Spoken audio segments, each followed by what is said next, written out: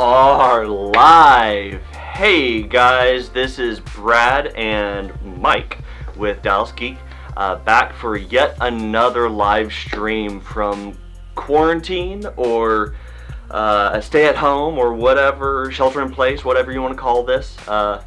Isolation. Yeah, that works too.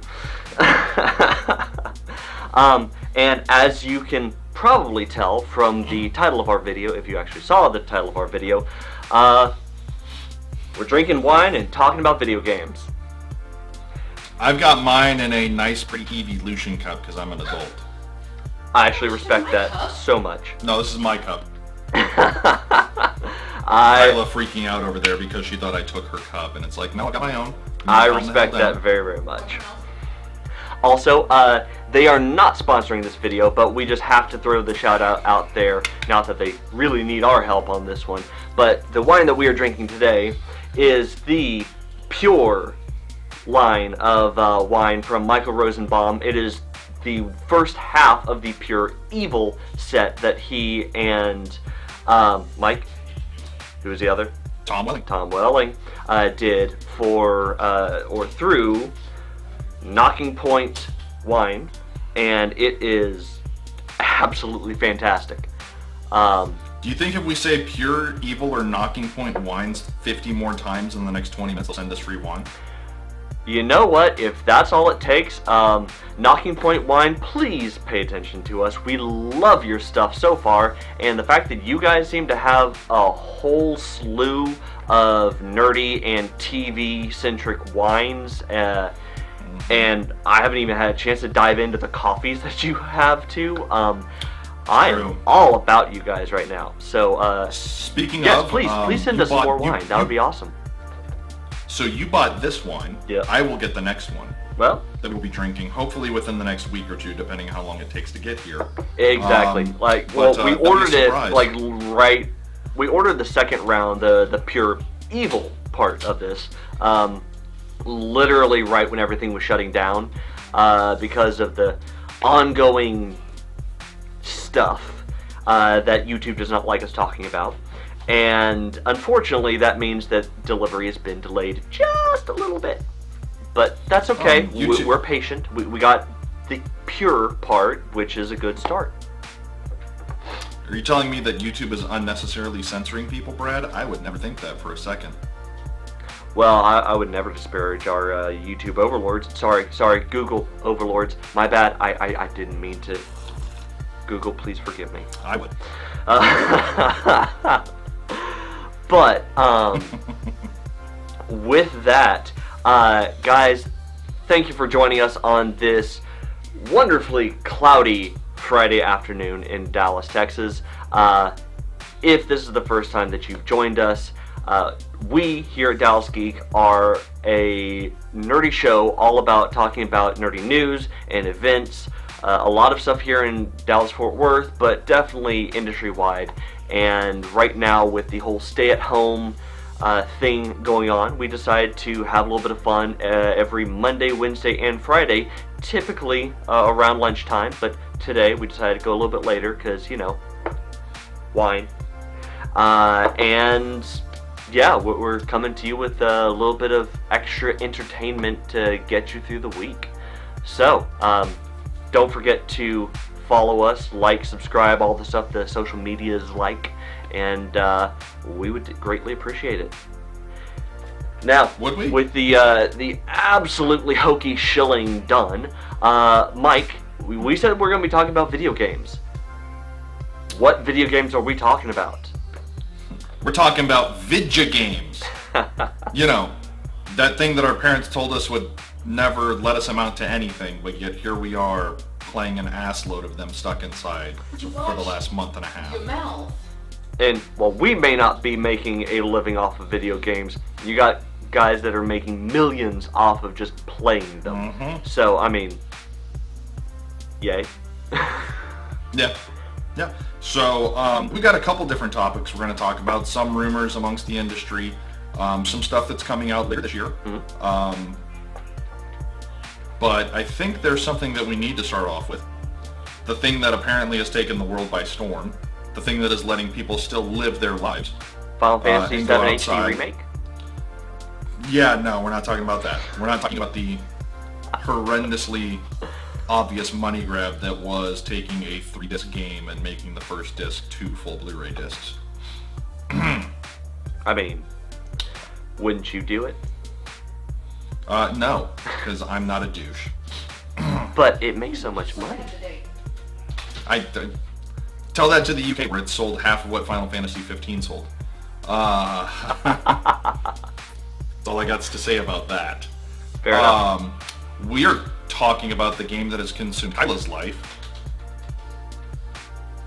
Don't judge me. Oh, I will judge you all I want. The Nookie needs money. We are talking about Tom Nook himself, the slave driver that he is. We are talking about Animal Crossing New Horizons.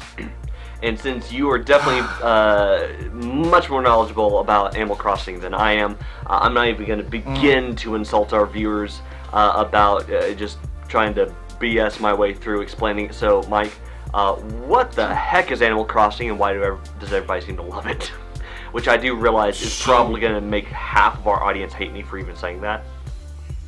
Right. So do you want me to give you the spark notes, or do you want me to actually dive in depth?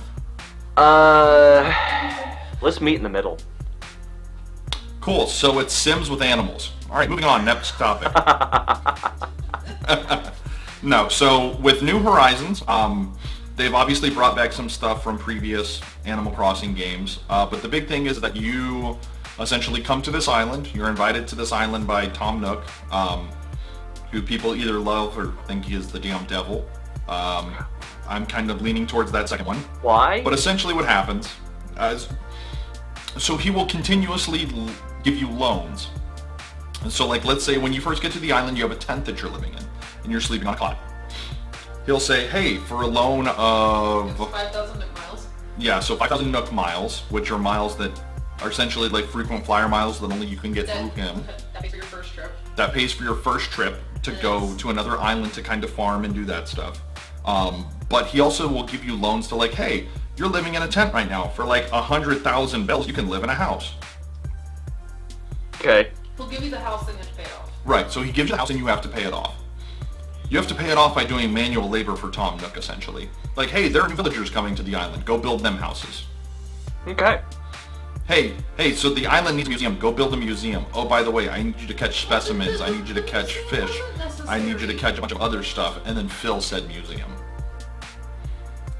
Okay. So what I'm hearing and now so forth. is we're like The Sims. We're literally taking all the dull and slightly frustrating aspects of life and just digitizing it in a more kid-friendly way. Okay, go on.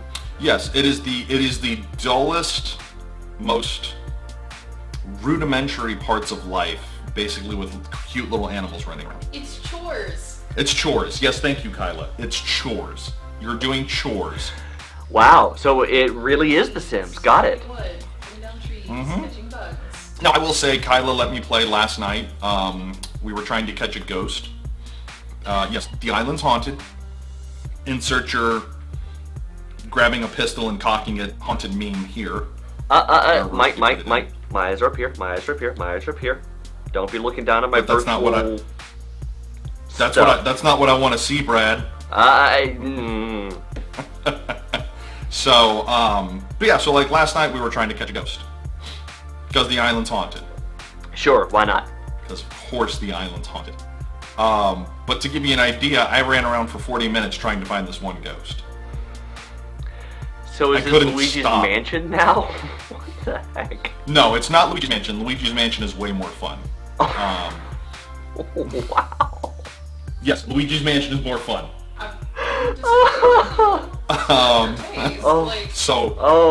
Shots fired? Yes, I mean, it's all Nintendo though, right? So, I mean... Yes, yep.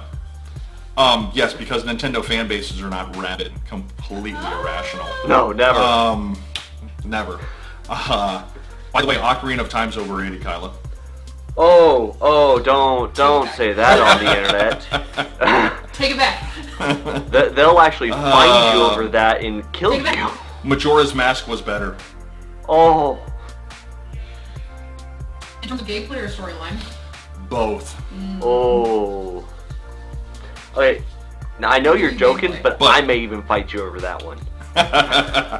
But Animal Crossing is literally, it is kind of everyday life, right? Sure. So I think that there's I think the Animal Crossing games have always had a really rabid fan base, but I think you're seeing it even more so now because people can't go out and interact with others and do that thing. Okay.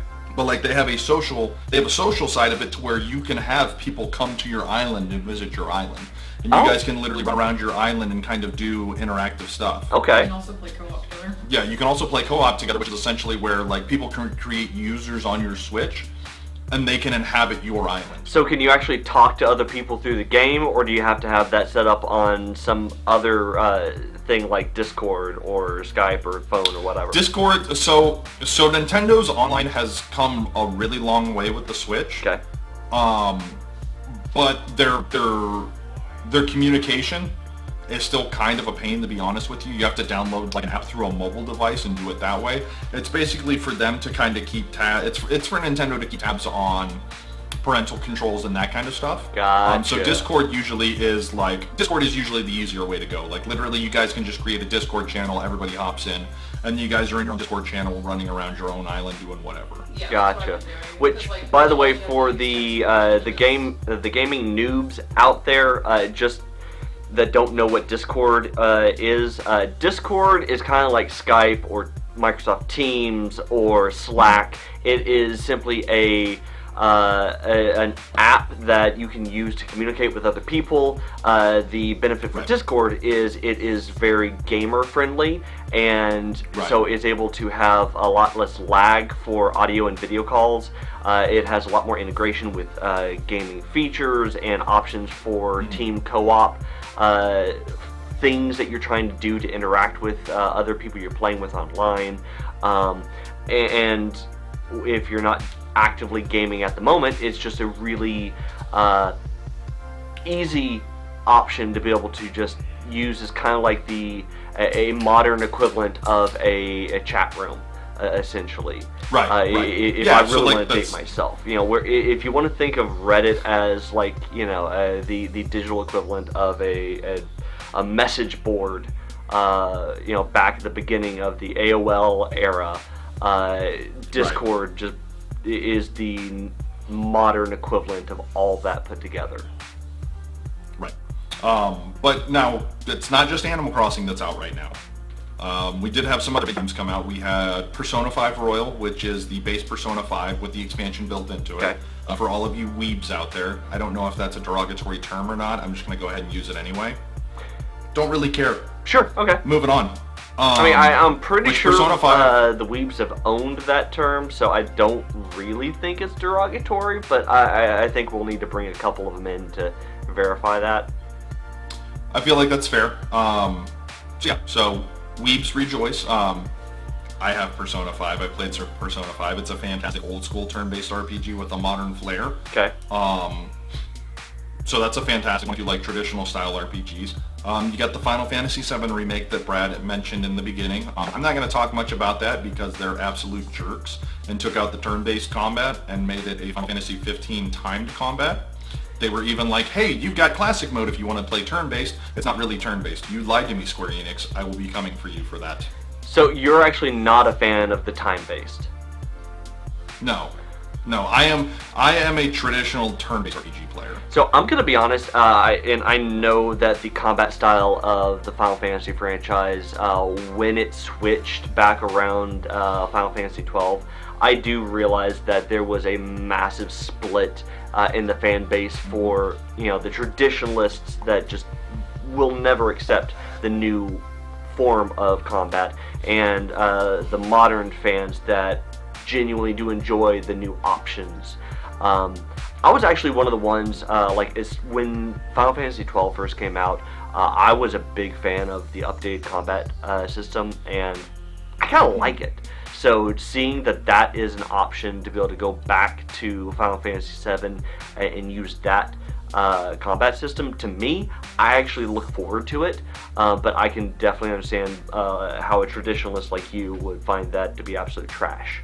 So I will also say that the thing that he owed me, because I don't know if I can say the full word. Wow. Is they essentially presented classic mode as in like it plays like traditional turn-based. Got it. Which didn't make me happy, but I'm kind of a snob. Final Fantasy has always been a turn-based series to me. Sure. If you weebs want something that's not turn-based, go play Kingdom Hearts. I mean, I can definitely understand how the false advertising aspect of it would be very frustrating, especially if you knew going into the HD remake that the primary focus was the turn-based combat system, but they made the promise that you had an option for the classic turn-based. I understand how that would be very frustrating, and honestly, if I was more invested in the remake than I actually am, just because I don't actually have a PS4, so I don't really have the option to be able to take advantage of it, then I would probably be right there with you, wanting both options and to be able to pick and choose, and I get that. And I mean, they've had enough time to be able to make the HD remake that at this point you'd think bugs like that would be, non-existent. Sure. But, You would think. But, at this point, nothing about the video game industry really surprises me that much anymore, so... Right. Oh well. And then to finish up with the current games that are out right now, like I said, we have Animal Crossing, which is taking over the world. We've got Final Fantasy VII, which is making the weebs happy. Sure. Persona 5 making the weebs happy. You've got Doom Eternal for you kiddies that like to just grab the guns and run around and shoot all kinds of alien demons and then also rip them apart. Remember, rip and tear, kids, rip and tear. And then there was one more that I completely forgot. Oh, excuse me, we had the remake of Resident Evil 3. Oh, yeah. From the ground up, with modern controls. The Resident Evil 2 remake was absolutely fantastic. I haven't picked up 3 yet, so that is probably going to be one of the next ones I play. But there is a very good selection of things to be playing right now while you guys are stuck inside. Okay. So any of those would be fantastic to grab and put. Kyla, how many hours have you put into Animal Crossing? 100? Have you put 100 in yet? Probably at least 150, if not more. Yeah. So, to give you an idea. That's fair. These games will consume your lives. That's fair. But, and honestly, Liza says her big thing with Final Fantasy. She agreed with the for me, issue, but she also remembered she was coming. Oh, what was that from Kyla? Oh, she was talking to me in my ear, like all girls tend to do. Man, I'm just going after everybody today. Wow. No, I mean, honestly, for me, I actually enjoy, even as busy as I am right now with everything for the show and other things, I actually do enjoy being able to take advantage of some time to be able to actually play catch up on games that I had consistently intended on getting around to and never really did. Same thing for shows, honestly. But like right now, getting to finally, I mean, I know I mentioned this before, but getting to finally catch up on The Witcher 3. Right.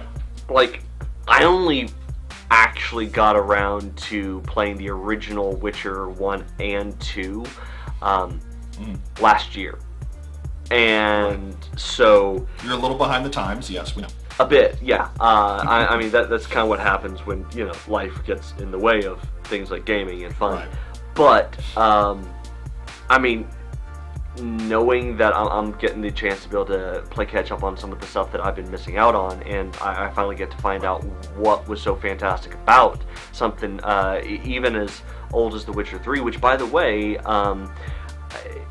in case you didn't know, that, game modding is a thing, there is actually a very popular option for The Witcher 3 right now that has been just absolutely just catching fire across the internet, where the HD 2.0 remake for the Witcher 3 mod has been released. Initially, you had the original HD remake, which was, was nice. But the new version that just dropped last month is actually takes all the textures and all the shading and everything and bumps up to 4K quality, and actually really does a fantastic job at continuing to keep the visuals relevant, even against the current crop of games that are on the market.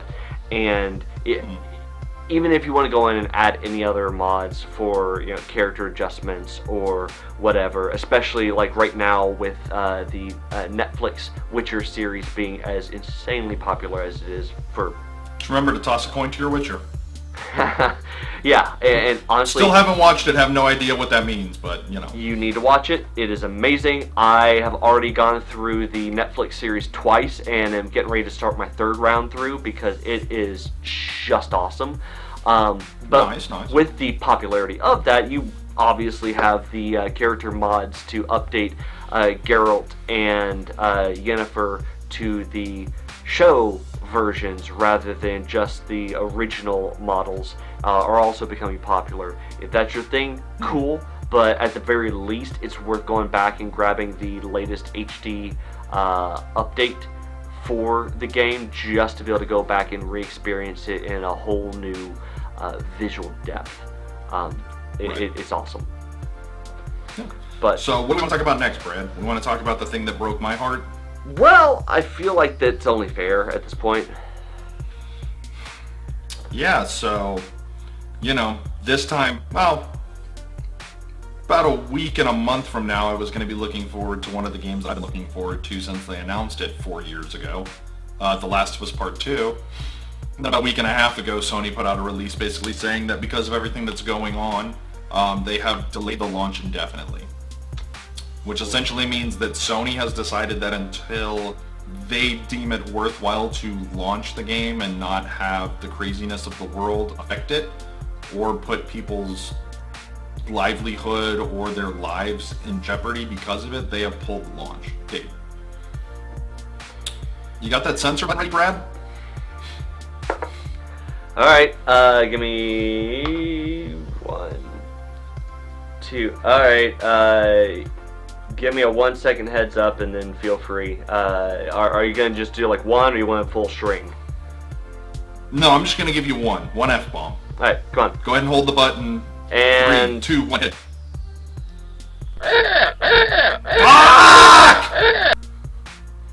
Okay, there we go. Okay. Alright. I was very much looking forward to this game.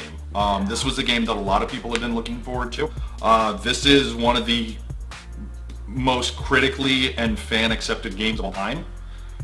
It's Naughty Dog, the guys that did Uncharted, Jak and Daxter back in the day. It was a post-apocalyptic game, very story-driven. I cried like an absolute child in the first 20 minutes of the game. And there's about another 20 to 30 hours after that where, like, multiple times I'm just bawling my eyes out because of how attached you become to the characters and how well the characters are done. And then we never thought we were going to get a sequel, even with the gut-wrenching ending to the first game, and then out of the blue they announced it, everybody was excited, we finally get our release date, and then... So yeah. So this kind of goes back to the one downside to being a primarily PC gamer and not really keeping up with the consoles. I do, from everything I've seen and heard about The Last of Us, and other games in that vein of creativity, I do understand what I'm missing out on, and I feel bad for not getting the chance to experience it, because, it sounds like a fantastic game, so I can see how the second one being delayed so significantly for who knows when is going to be so rough. So I do have my old PS4 that you can borrow, and I do have The Last of Us if you do want to play it. Huh. Like I said, I cried in the first 20 minutes of the game, and I don't mean cried, I mean like my eyes were like puffy and red, crying like Old Yeller just got taken out back cried. Spoilers. Sorry, spoilers. But, yeah. You say the word, man, and you can experience that. Okay, then. Enough of me wallowing. Let's go ahead and move on to the other big news of what's coming this year. Which is? The PS5 and the Xbox Series X are coming. Woo! New console gen. Woo! Supposed to launch this holiday. Woo! Now there's rumors they may not.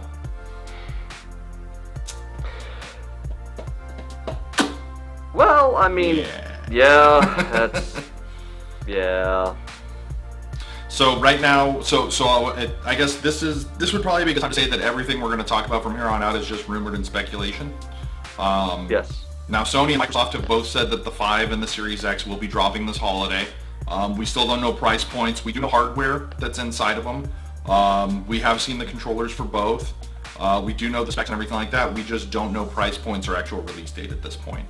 But there are industry rumors floating around that's saying that because of everything that's going on, there's talk that maybe both launches get delayed. But as it sits now, both launches will go ahead as planned. Gotcha. Well, that's... But new console generation... Oh, sorry, go ahead. No, I said no, that's definitely not great, because, I mean, I know that new console launches are massive, and that is really not something that you want to see just disappear, seeing as how that is...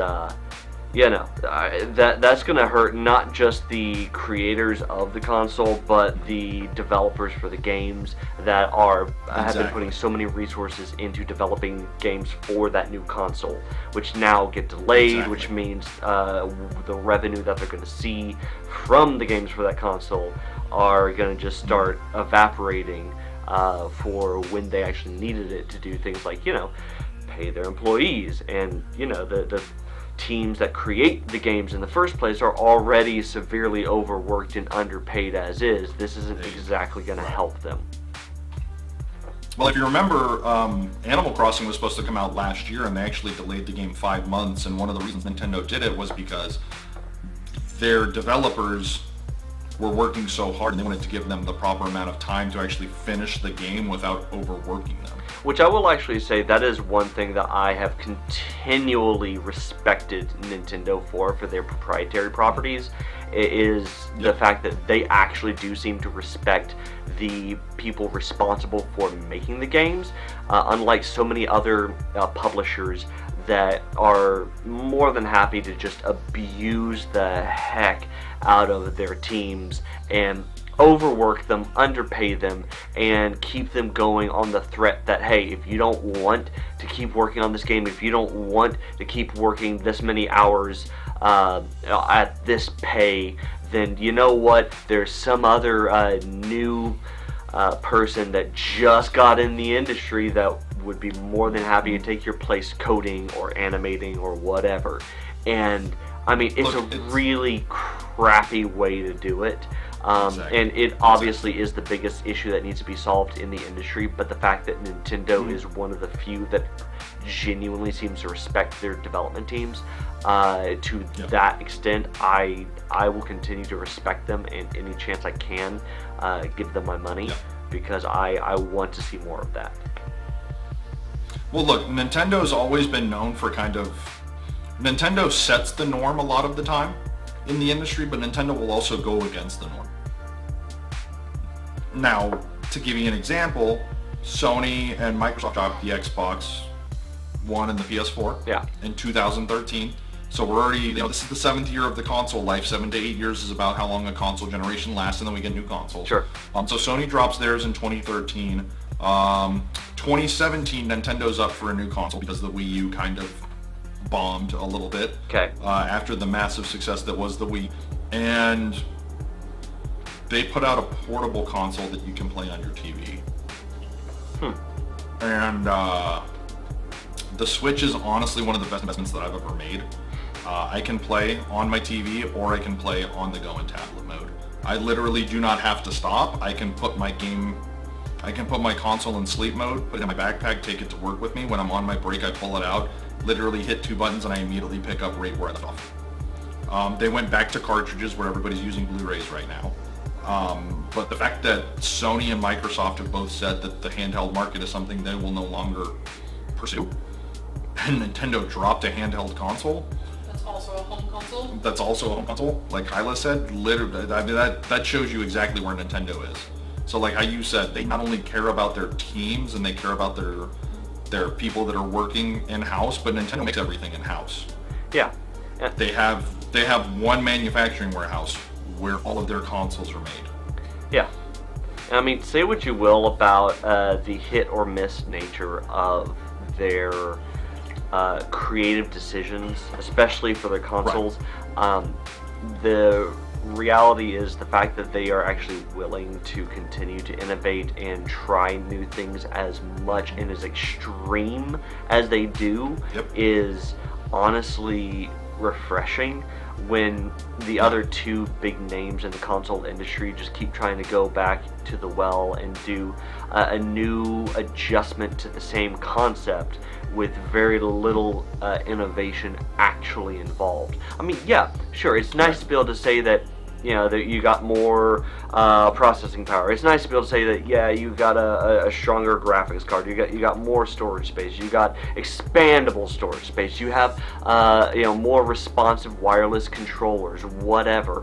But that's not quite the same thing as what Nintendo does with just trying something so off the wall. By all rights, it's probably gonna fail, but they have this idea that what if it doesn't?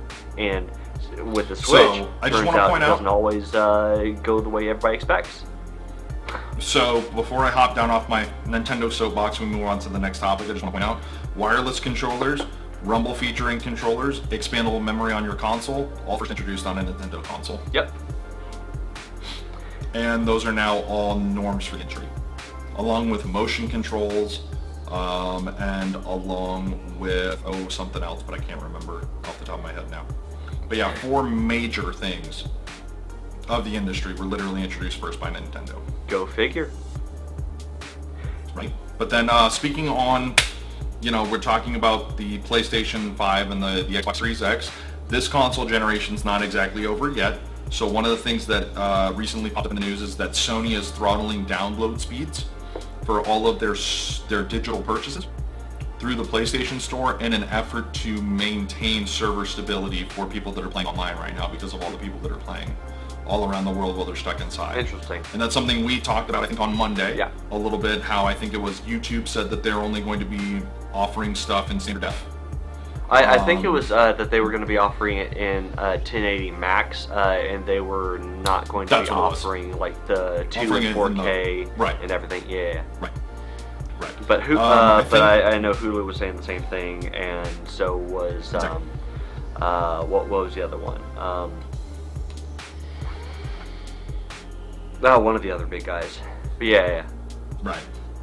But that's kind of where we're at right now in the industry, right? It's because of so many users logged in right now. There has to be a way for the servers to maintain all of that traffic. So Sony's way of doing it is to slow down download speed, which people are kind of complaining about. I think people are pretty... Wow, I almost just accidentally said people are rational. I think people right now understand what's going on, and they haven't gotten too upset yet. But if this extends out any further, there's a possibility that there's some backlash, but those people are just idiots, let's be honest. Yeah. But so... Yeah, and not to get too far away from your Nintendo soapbox, but there is one other piece of Nintendo news that is worth talking about. Only rumored so far. This is only a rumor. Nothing's been confirmed yet, but Nintendo does have a Nintendo Direct lined up, I believe, in June. Mm-hmm. Either May or June. And the rumored details of that did leak, and one of the big reveals is that because this is the 35th anniversary, I believe. Yeah, the 35th anniversary of Super Mario Brothers, the original release on the original Nintendo Entertainment System. We are going to see full remakes of several classic Mario games in celebration of the 35th anniversary. Some of the ones that were named are Mario Sunshine from the GameCube, Mario Galaxy from the Wii, and then Super Mario 64. We'll all be getting full remakes. And then after that, there's talk of a Super Mario 3D World remake. There is also talk of, let me see real quick because I'm trying to remember. There's talk of a brand new Paper Mario game that we'll get this year because we haven't had a Paper Mario in a little bit, which Kyla's over there stupid getting about. But the one that I'm really excited for, the one that I hope is true, is the one that a lot of people have wanted for a long time and they'll never admit it. But the internet will lose their mind if this is confirmed, is that it's a rumor that we are going to get a remake of the original Mario RPG on Super Nintendo. Now, that would be interesting, because, I mean, they haven't even attempted to re-release that ever, right? No, it was the only time that they ever did it. Now, they took some of the... Because for people that don't know, Mario RPG is a Final Fantasy-style turn-based Mario RPG. Yeah. It is amazing. It was on, if I remember right, it was on the Super Nintendo Mini that came out a couple years ago, the one that had like the stocked 20 or 30 games. It's on that one if I'm not mistaken, but we've never seen anything, and people can correct me if I'm wrong, but I don't remember ever seeing anything in terms of like remakes or in terms of like re-releases or anything like that. Like, and it is a game that people will go back and put on emulators left and right, or they'll break out their old Super Nintendos just to play. Yeah. Like, it is an old school style RPG from the old 1632-bit era. Yeah. It's incredible. Yeah, which is kind of funny, because back when it first came out, it bombed so hard, and it's only been so many years after the fact that it's continued to build such a cult following. I mean, it really... I mean, I would try to compare it to something like the cult following that the movie The Room has, but I feel like that would actually be a bit of an insult to the game, because it's not actually a bad game. It's just, it was so outside its niche and a bit ahead of its time that it feels more like it was like the... Well, it was kind of like the two Sonic games that came out for Dreamcast, the two Sonic Adventure games that were so far ahead of their time that they just weren't, nobody was ready for what they were, and now everybody's trying to do exactly the same thing. Yeah, now you say ahead of your time with those games, that entire console was ahead of its time. Oh, yeah. The Sega Dreamcast came out, the Sega Dreamcast, in all honesty, came out probably about 10 years too early. Oh, absolutely. Honestly, I feel like if the Sega Dreamcast had waited to come out until, like, say, toward the later half of the PS2 life cycle, it would have actually had a much stronger chance at surviving, because at that point, what it was offering would have been much more appreciated. And yeah, I fully realized the controller wasn't exactly that great, but neither was the N64's controller, and yet that thing you can shut your mouth right there. Classic staples of video game history. So that's because it is. Yeah, and so honestly, it really just needs to be understood that just because, especially in the video game industry, just because a game or a console doesn't do as well as expectations had it, doesn't actually mean that it was a failure if what it was offering is so unique. It just means that maybe the market wasn't ready for it. Now, that's not the case in all situations. Like, you know, the Nintendo's attempt at the VR with the Virtual Boy. The Virtual Boy? Yeah. I mean, that... Yes, it was ahead of its time, technically, but the execution, honestly, was just so awful. You can't really say that the ingenuity outweighs the terrible execution on that one. Right, and which, by the way, there's rumors that maybe Nintendo's still not out of the VR game. Which I would... A nice little... I would be very interested to see what they do with that. If they were to go the VR route with something like a team-up with the Oculus or some... something that's not so Sony-friendly. Or if they were to go a whole different route, which I think would actually be more beneficial, since nobody else on the console game is playing in this realm, if they were to actually go for the AR route and go for the augmented reality and say, hey, you know what, we're going to go ahead and say we're doing what Pokemon Go did technically, but not officially with us. So per se, it's funny we're going to that go you say ahead that. and make our games your reality. And if they're the ones that bring that to fruition, and I think that would actually blow out of the water most of the VR games out there. So it's funny that you say that. And this is before we move on to our final topic. Yes. We are running short We've on got time. 2 more, technically. Yeah. It's funny that you say that. Game Theory, which is a channel that I love. Yes. I know you've talked, yes. So Matt, that's his name, right? Matt Pat. Thank you, Kyla. So he did a video around, I think maybe it's probably would have been back in 2017 or 2018 when the Switch launched, talking about that people had found patents for headsets that fit the Switch. That Nintendo had filed, and there is a capture button on the Switch that will allow you to capture in-game video and pictures. So there was a prevailing theory that AR was in fact the route that they were going to go rather than the VR route, and they already have Pokemon Go. So there was a lot of people throwing the rumor and the theory around that maybe they were going to do a crossover with the Switch where you could basically play Pokemon Go. Nothing ever materialized of it, but we are only in the 3rd year of the Switch's life cycle. True, and I mean, to So be fair, if if you want to go for other tech giants, Apple has put out so many patents for technology that we never really saw that version of. Right. But a couple generations later, we did Down see the line, what that exactly. ended up resulting in. Exactly. I mean, heck, the Apple Watch was something that the patent came out for years before it ever hit the market, and people were speculating about that for so long until eventually you actually got finally the official Apple Watch that meant something to everybody, but at the time you could have never guessed what it was really going to turn into. Exactly. But real quick, we got 2 more things that we want to talk about before we call it a day. Yes. With the Resident Evil 3 remake coming, there's rumors of a Resident Evil 4 remake. I don't necessarily know if that game needs to be remade. That's, to me, one of the most influential third-person shooters of all time. I will argue all day with anybody that says that it isn't. Actually was one of the first, if not the first, third-person game to drop the camera over the right shoulder, like every modern third-person shooter implements, along with a couple of other things.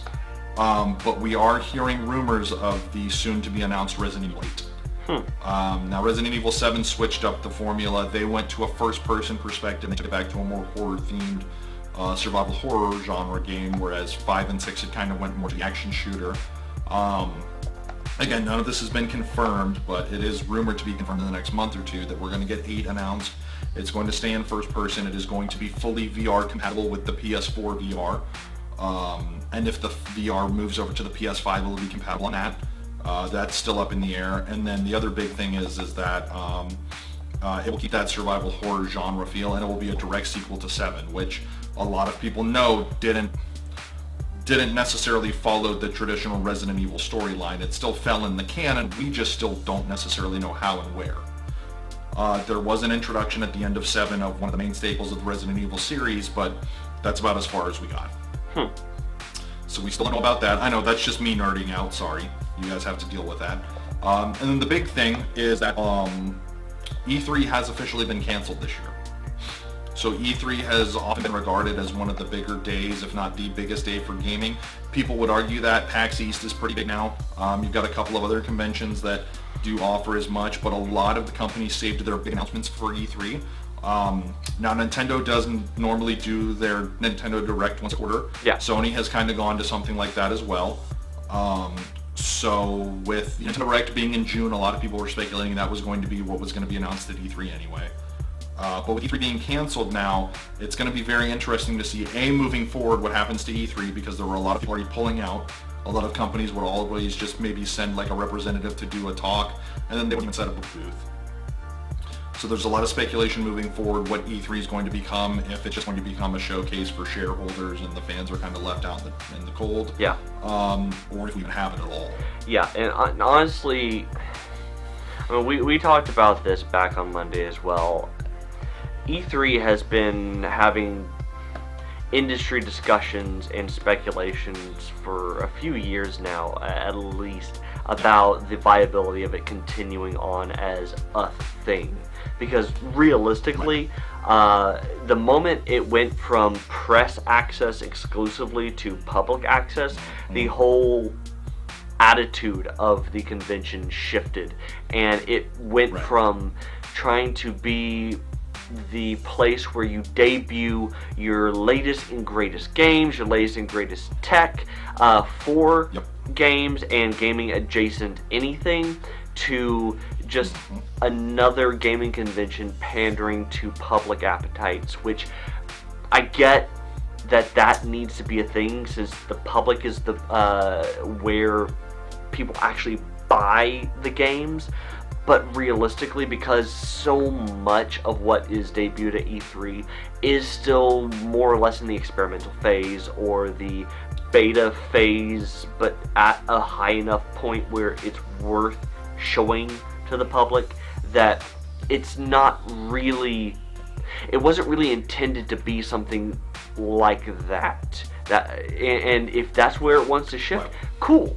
But just understand that from a convention hosting standpoint, most of your biggest names that are going to be showing up to it are going to continue to do what Microsoft and Sony and I believe Nintendo all have kind of done anyway, where they all go and do their own thing, their own presentations outside of E3, because it's just not worth the investment if it's not going to give them the same level of exclusivity. Well, now remember, among the big three, you got other companies like EA has their own showcase at E3, Ubisoft usually has their own showcase, Bethesda, a couple of others, but like in the past couple of years, we've seen it to where, like, I will never forget Reggie Fils-Aimé standing up there on the E3 stage for Nintendo's press conference, his first year as the president of Nintendo of America, saying, "I'm Reggie Fils-Aimé, I'm with Nintendo, we're here to kick ass and make great games." And now all they do is and everybody went nuts. That's where they unveiled the Wii for the first time. The industry lost its mind, and now they basically just do their Nintendo Directs and live stream it through E3's feed. Yeah. And like, and even last year, like let's take a look at what Bethesda showed off. I think 2 or 3 games last year, and that was it. It was 2 years ago where Sony went and they showed 4 games. They showed Last of Us, they showed Spider-Man, they showed Ghost of Tsushima, and they showed Days Gone, and that was it. Yeah. And part of the other thing too is, let's be 100% honest, we live in the information age. Information comes out. Information leaks all the time. How much of the stuff that we talked about today is rumored because of leaks that have hit? Well, I mean, you want to talk about leaks. I mean, just look at some of the companies that are supposedly the biggest secret keepers ever. Apple and even Samsung. When you got new phone generations that are coming out, they can't even keep the specs for the new phones that are the final. The final versions of them, even test models in-house before they get leaked to the internet. I mean, if even they can't keep that kind of secret that is like industry or potentially industry defining, that's... Yeah. I mean, what chance does anybody else have, honestly? Well, that's exactly it. It's what does the information age do moving forward? Do they just take a look at it and like, oh, well, let's be honest, half the stuff that we were going to talk about at E3 leaked a month and a half to 2 months before anyway, so do we even need to have an E3? Yeah, That's something that every company is going to have to take a look at and honestly sit down and think about. I mean, I think, and I know that I could just be biased because this is this space, this YouTube space, is where this YouTube, Facebook, social media in general space is where we play. Right. But I think that because of the way that online video streaming and social media in general has kind of evolved, and the fact that so much is possible now, and even the fact that brand marketing has become so much more necessarily based on having that personal connection with the consumer. I honestly don't know how much longer industry specific conventions like E3 are really going to be relevant anymore, because I think more value is going to come to the major companies through that direct personal connection with the end consumer than they would ever get through some major convention, and they're going to end up saving so much more money. I mean, you want to talk about companies that are so penny pinching about trying to watch their profit margins and don't want to waste money exactly, and that's their explanation for why they pay their development teams the rates they do. I mean, the second you say that, hey, industry conventions are not necessary anymore, you don't have to pay $1 million or several $1 million to come and be featured at this convention like E3 to be able to get your new products out there. All you have to do is have the technological infrastructure to do a live stream from your headquarters or whatever office you've chosen to be your communications main hub. And now, once you paid that entry fee for the tech, all you have to do is just use the free access from YouTube, from Facebook, Instagram, whatever, to be able to go out and push your videos out to debut to everybody. I mean, that's going to be a whole new ball game. Right. Yeah. I mean, and look, and this is all stuff that was kind of, the industry was kind of shifting towards this stuff anyway. Who knows if what is happening now in the world just sped that up by 4 or 5 years? We won't know. Exactly. I mean, so much of, well, all aspects of society, technology, and everything else is kind of getting accelerated by this situation that we're seeing things that if this hadn't happened, may not have come around for another 5 to 10 years. So yeah, it's gonna be interesting. But we are see what happens, but significantly past time, and I believe we have exhausted everything that we wanted to talk about today. So with that, if you are still watching us, thank you so much for sticking around this long. You guys are awesome. We absolutely appreciate you. And if you have not already, please don't forget to like and follow us over on Facebook, like our video and subscribe on YouTube, and most importantly of all, share us with your friends. We would absolutely love to be able to get introduced to more people and just spread the conversation. So absolutely, please have fun, and if you have any other comments about anything that we've talked about, or have any other games that you personally are looking forward to this year, please let us know in the comments below. And until next time, this is Brad and Mike saying, see ya.